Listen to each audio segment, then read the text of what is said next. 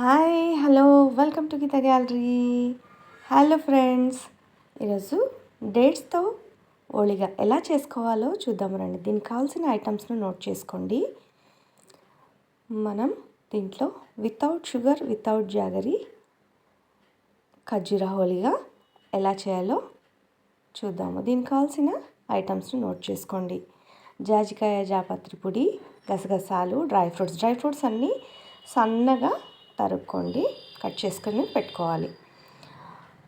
ఓళిగ రవ్వలో pinch of salt, ఒక spoon నూనె వేసి స్మూత్గా పిండిని తడిపి పెట్టుకోవాలి. చాలా స్మూత్గా,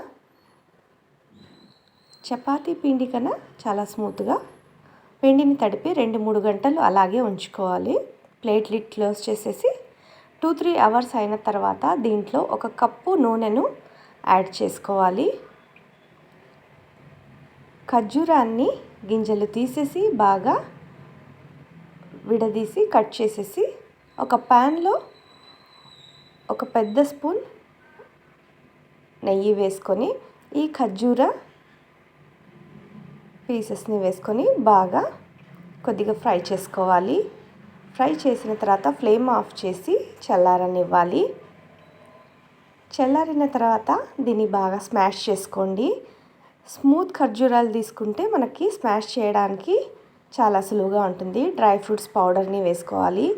జాజికాయ జాపత్రి పొడిని కూడా వేసుకోవాలి. కొద్దిగా యాలకుల పొడి కూడా వేసుకొని బాగా స్మాష్ చేసి పెట్టుకోండి. దీనిలో ఎలాంటి ఫ్లేవర్ కూడా మనం మిక్స్ చేయడం లేదు. న్యాచురల్ ఖర్జూర హోళిగా ఇలా రోల్స్ చేసి పెట్టుకోవాలి.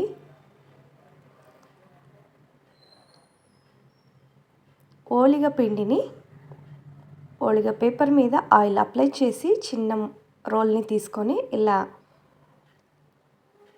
ఖర్జూర రోల్ని పెట్టేసి ప్యాక్ చేసుకోవాలి. దీనికి కొద్దిగా గసగసాలు అప్లై చేసుకోవాలి. గసగసాలు అప్లై చేసుకొని ఓళిగలాగా చపాతీ కర్రతో కొద్దిగా లిటిల్ బిట్ ప్రెస్ చేసేసి కాగిన పెనం మీద ఈ ఓళిగను వేసి 2 వైపులా రోస్ట్ అయ్యేదాకా కాల్చుకోవాలి. ఖర్జూరం హోళిగా రెడీ టు ఈట్. దీన్ని వేడివేడిగా నెయ్యితో తింటే చాలానే బాగుంటుంది.